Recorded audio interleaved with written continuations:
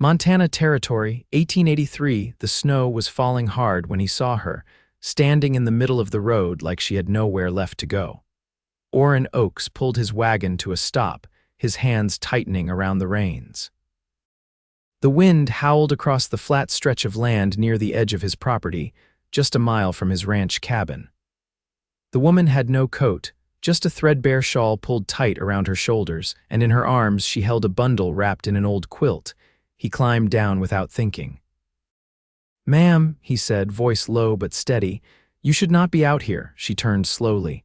Her face was pale, lips cracked from the cold, her eyes met his wide, tired, guarded. "I do not have anywhere else to be," she said. He looked down at the bundle she held, a child. Maybe 3 or 4 years old, the boy's cheeks were red from cold, his small hand clenched in her shawl. "Is he yours?" Orin asked, her jaw twitched. "No, he was left behind in a barn outside Fort Benton. I found him there 3 nights ago." "No one claimed him. You have no people." She shook her head.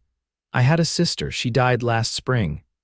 The boy let out a small cough, curling deeper into her arms. Orin took a breath, then stepped forward. "Come with me. I have a place close by, warmth, food, you can rest there." She hesitated.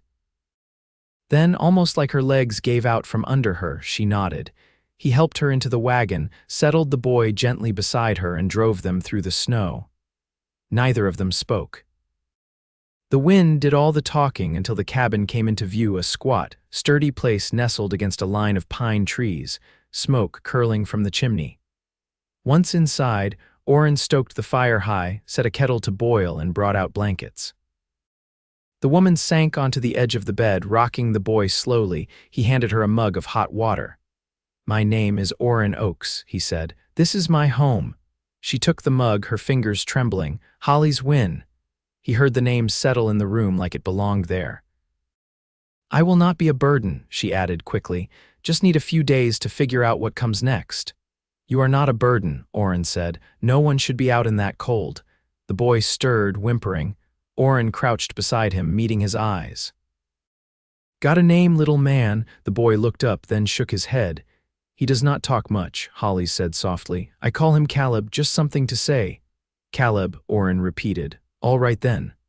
That night, Holly sat near the fire with Caleb in her lap, watching the flames with tired eyes. Orin worked silently nearby, mending a saddle strap at the table, but he kept glancing over every time her shoulders slumped or Caleb's cough caught in his chest. "You can sleep in the bed," he said at last. "There's a cot in the corner for me. You do not have to, I want to." She looked at him then, really looked. Her face was still pale, but something about her expression softened. "Thank you," she whispered. He nodded once. Then went back to his leather work, though he was not doing much more than holding the strap now. The next morning, the snow had stopped. Holly stepped outside as the sun rose, her arms wrapped around herself. Orin was splitting wood by the shed. She watched him for a while before speaking. "You live out here all alone?" "Yes." "No wife?" "No," she nodded, then turned to go back inside, but she paused at the door. "I will cook supper tonight," she said. "I used to work in a boarding kitchen. I can still throw together something."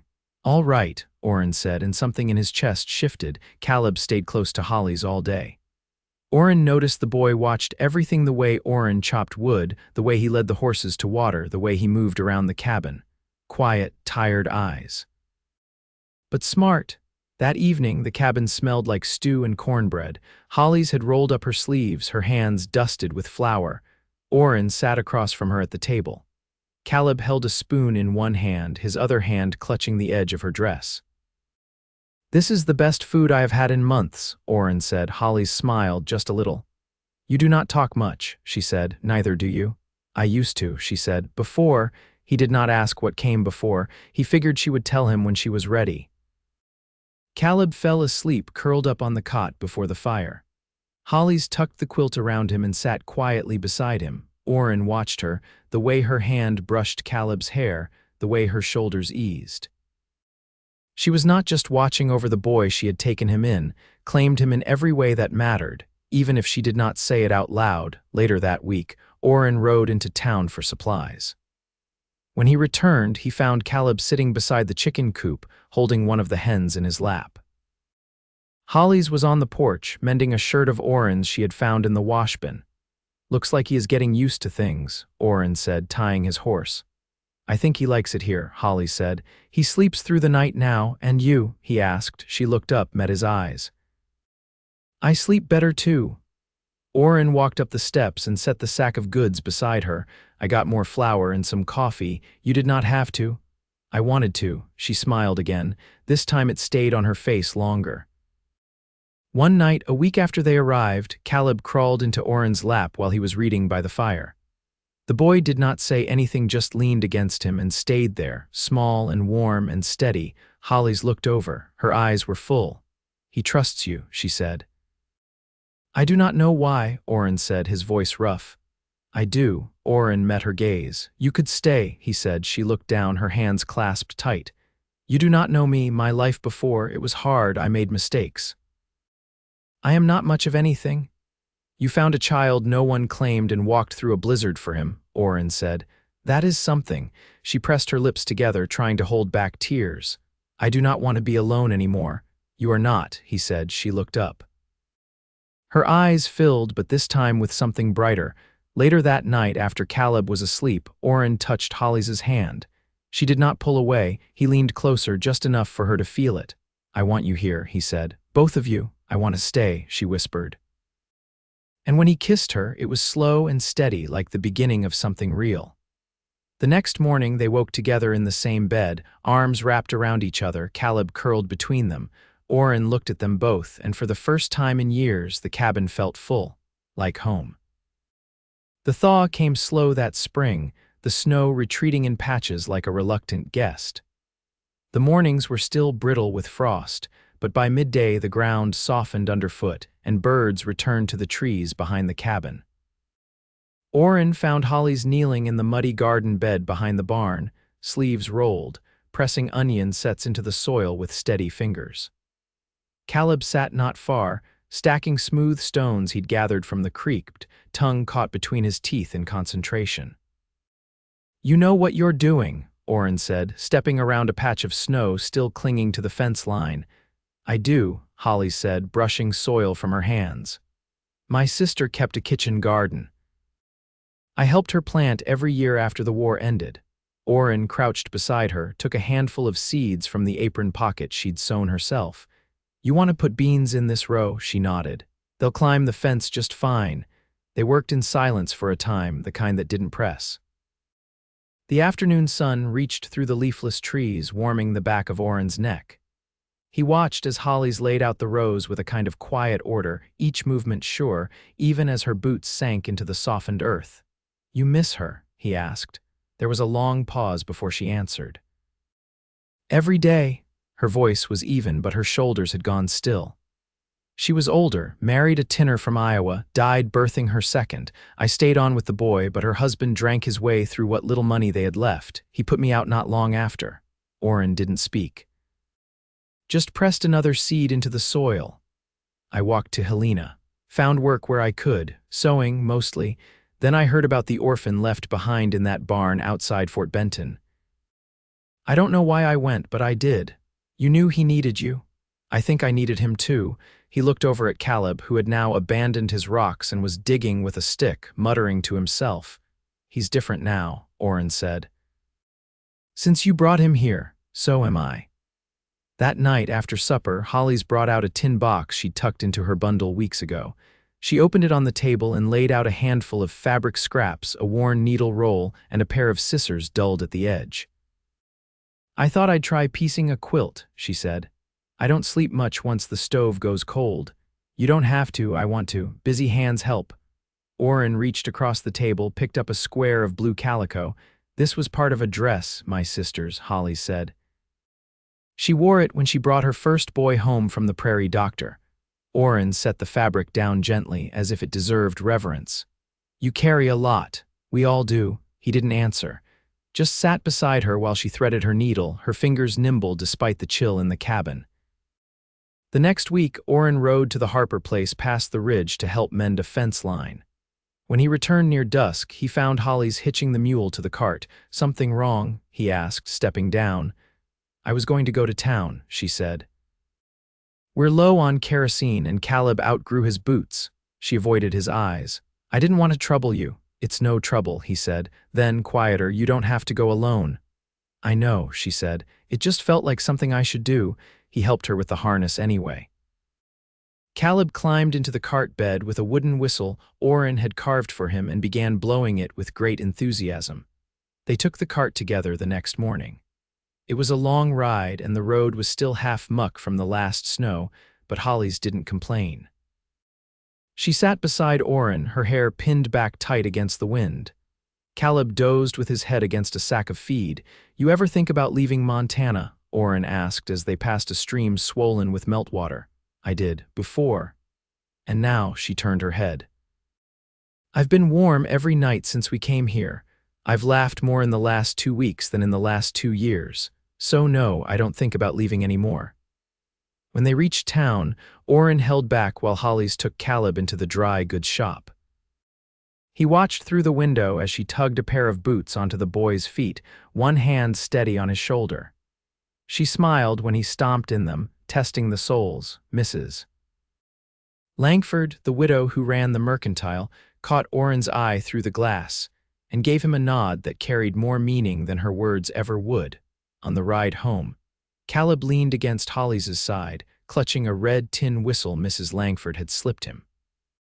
Hollis said nothing, but her hand rested on Orin's knee the whole way back. That night after Caleb had gone to sleep on the cot, Orin stood at the stove, pouring the last of the coffee.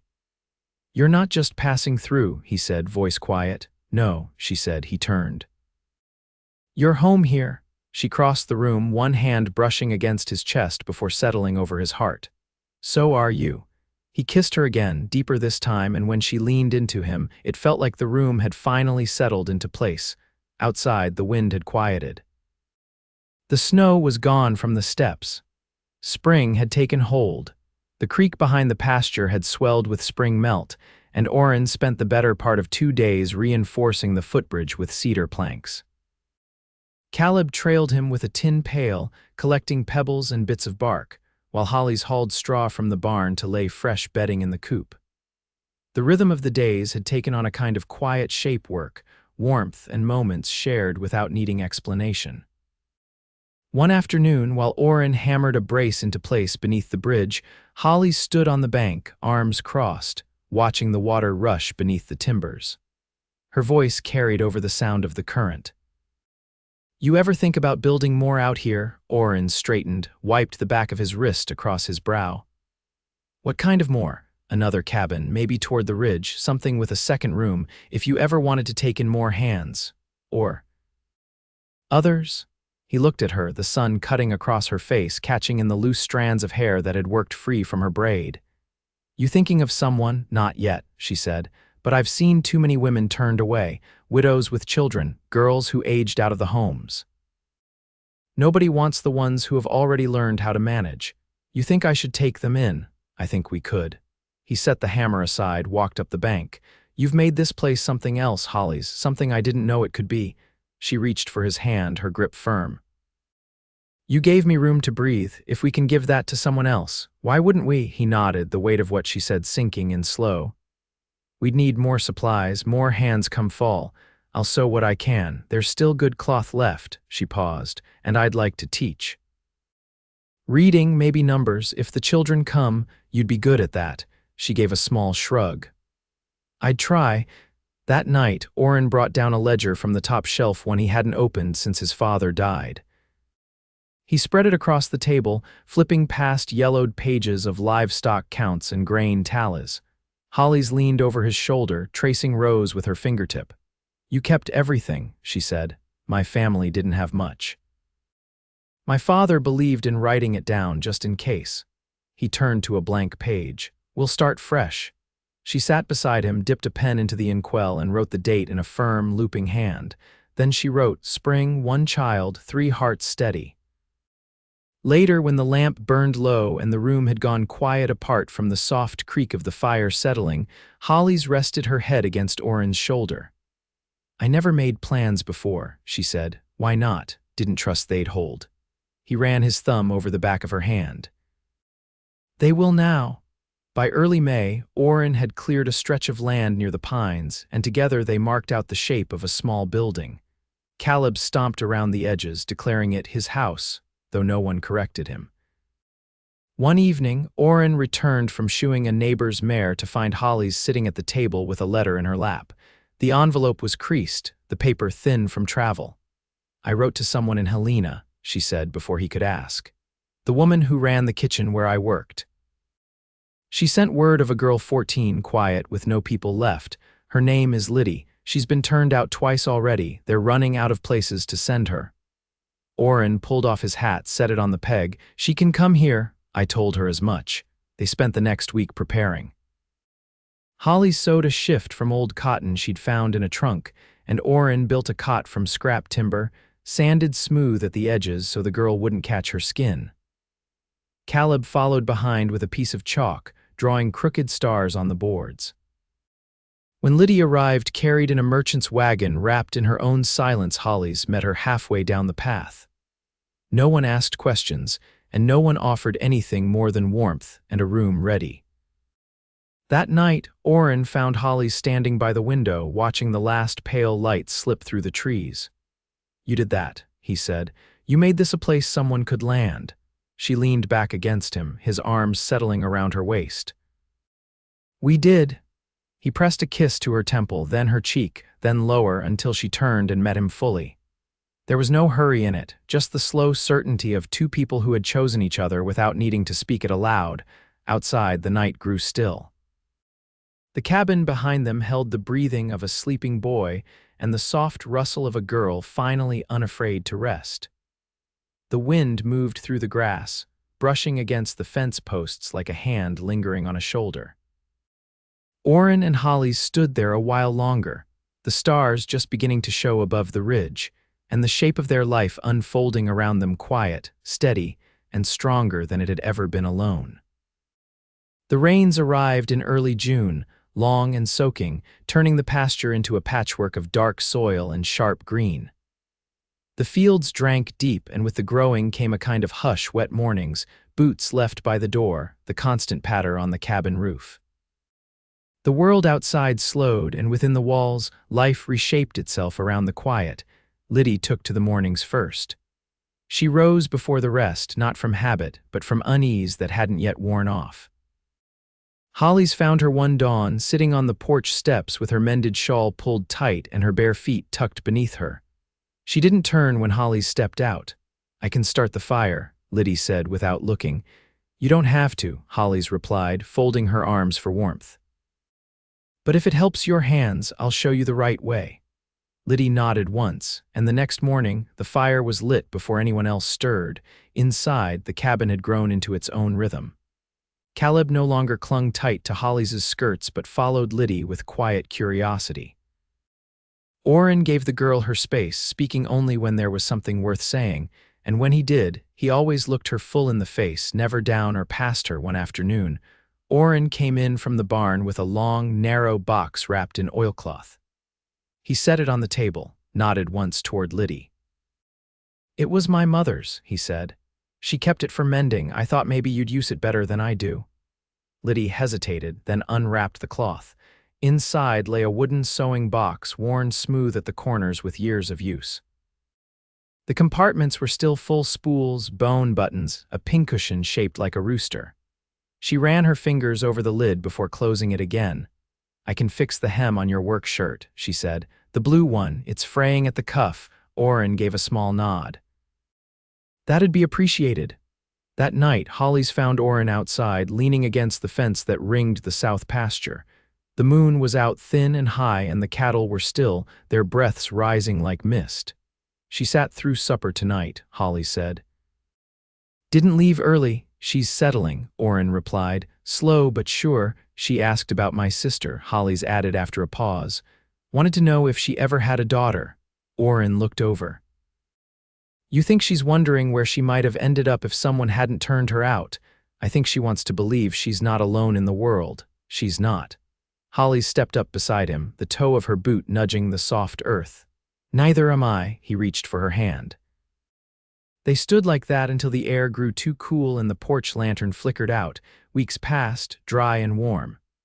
The second building began to rise, simple walls, a sloped roof, a small porch just wide enough for a bench. Liddy helped with the sanding. Caleb handed nails one by one. Hollis brought water and reminded them all to rest when the sun crested high. One Sunday, Hollis took a basket and walked the ridge with Caleb and Liddy, gathering wild greens. When they returned, Orin was fixing the latch on the smokehouse door. He looked up as they crossed the yard. "I forgot what a full table sounds like," he said that evening as they passed bowls and tore bread. "You remember now?" Hollis asked with a smile tucked behind her words. He met her gaze. "I won't forget again." Later, with Caleb asleep and Liddy thumbing through the battered primer Hollis had found in town, Orin brought out a folded slip of paper. He handed it to Hollis across the table. "I sent word to the circuit judge," he said. "Asked what's needed to make guardianship proper." "If that's what you want." She stared at the paper, then up at him. Her voice came low. "You do that?" "I already did." She reached across and covered his hand with her own. "Then yes, I want that for Caleb, for her." He turned his hand over, laced their fingers together. "And for you, for me most of all." That night they didn't speak as they readied for bed. There was no need. The air between them held everything, what had been chosen, what had been built, what would not be lost. Orin drew her in beneath the quilt, and she rested her head beneath his collarbone. His hand moved slowly along the curve of her back, steady as the river after rain. Outside, the wind passed through the cottonwoods, soft and certain. Inside, the home they'd built held fast.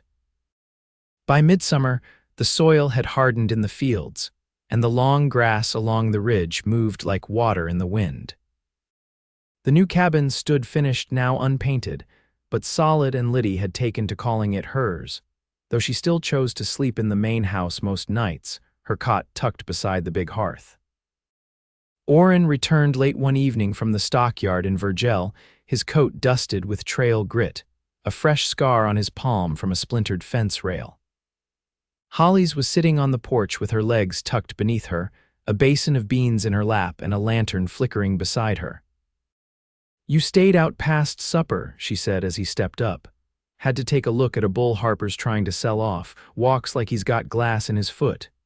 "You didn't buy him?" "No," he said, easing onto the bench beside her. "But I did take half a dozen pullets in trade from a man riding through from Chinook. Said he's headed toward Missoula, looking for work." She nodded, setting aside the basin. "More hens'll help once the others settle in." "Liddy's been asking about selling eggs in town. She said anything more about the school." "She wants to go," Hollis said, "but she's scared she'll be turned away again. I told her we'd get her a slate and a satchel, and if they won't take her, I'll teach her myself."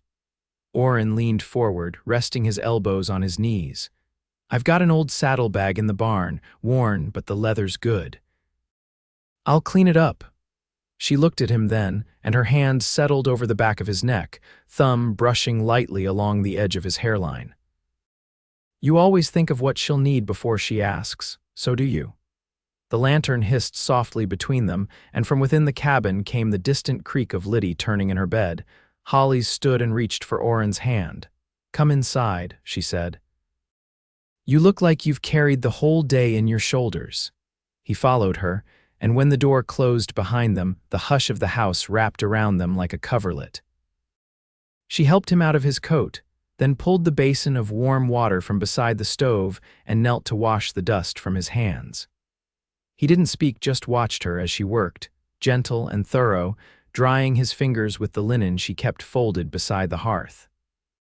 "I never expected this," he said quietly. She looked up, "to come home and find someone waiting, someone who knows how to be here with me." "I didn't expect it either," she said, "but I knew after the first thaw that I'd stay. Even before I said it out loud." He cupped her face with both hands, and she leaned into him like a tree finding the wind again after standing still too long. When he kissed her, it was slow, nothing hurried, just the kind of closeness that asked for nothing but to be kept. The following week, Hollis stitched a dress from the last of the blue muslin, and Liddy wore it proudly to register at the school in Virgil. She didn't meet anyone's eyes at first, but by the time she and Hollis returned, her hands were ink-stained and her cheeks flushed from the sun. She was placed in the second reader, Hollis said, lifting Caleb from the cart. The teacher said she's got a sharp mind, just needed steady ground under her. She's got it now, Orin said. Summer deepened. The hens took to their roosts and the garden grew thick with squash and beans. Hollis began setting aside jars for preserving, and Caleb learned to count by sorting pebbles into piles at her feet. One evening, when the light was gold and long, Orin led Hollis to the ridge where the wind touched the wheat like a slow breath. He held her hand in his, fingers calloused and warm. "I've been thinking," he said, "about building a lean-to against the new cabin, room enough for another bed, maybe two." She didn't ask why, she only said, "You think someone else might be coming?" "There's always someone," he said, "and I'd like this to be a place they could come to. If they needed." She looked out across the land fence lines and fields, the glint of water beyond the cottonwoods. "Then let's make it ready." They returned home as the sky blushed violet. Liddy was inside, bent over her primer, lips moving with the shape of each word. Caleb was asleep on the braided rug, a pine cone clutched in one fist. Orin pulled Hollis close, her back against his chest as they stood in the doorway. "This house is full," she said softly. "It is," he answered, "and so is my heart." She turned in his arms, pressed her cheek to his shirt. "Then let this be our life." It already is. The first frost came early that year. They brought in the last of the squash and stacked wood high against the cabin wall. Liddy's handwriting grew steadier. Caleb began calling Orin Pa one morning without ceremony while tugging on his boots. They married beneath the cottonwoods with no minister, just the four of them, hands joined, promises spoken into the wind. Hollis wore her sister's brooch pinned to her collar. Orin shaved close and wore his best shirt, the one she'd mended after he tore the sleeve that spring. They marked the day quietly with bread baked at dawn, cider warmed on the stove, and laughter that rose like birds from the field. And when night came, they lay beneath the quilt she had stitched with pieces of the life they'd built together, calico and homespun, old shirts and scrap linen, all pressed into something whole. Outside, the wind moved through the trees, and inside, the cabin stood full of warmth, of rootedness, of a love quietly earned and firmly kept. They never left that place. Not because they couldn't, but because everything they needed had already been found.